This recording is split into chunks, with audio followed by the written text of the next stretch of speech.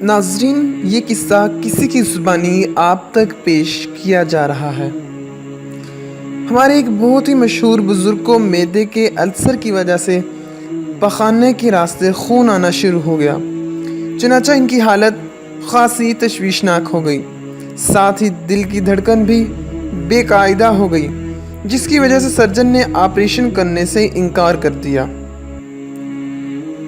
سارے معالج مایوس ہو گئے۔ میں ان کے بستر کے پاس ہی کھڑا تھا۔ میں نے دیکھا کہ انہوں نے 6 کلمے پڑھے اور پھر خاموش ہو گئے۔ اس کے بعد ان کی دل کی دھڑکن بند ہو گئی، نبض ختم ہو گئی اور طبی لحاظ سے موت واقع ہو گئی۔ ان پر 8 منٹ تک یہ کیفیت طاری رہی، جس کے بعد انہوں نے پھر پہلے کلمے کا ورد شروع کر دیا۔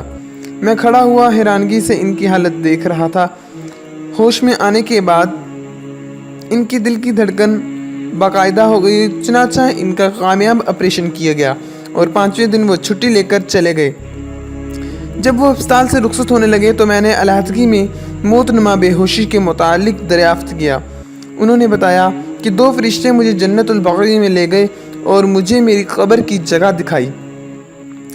اسی اثناء میں ایک تیسرا فرشتہ آیا اور اس نے کہا، اللہ تعالی نے اس کو مزید مہلت دے دی ہے۔ چنانچہ مجھے واپس نشتر ہسپتال لایا گیا۔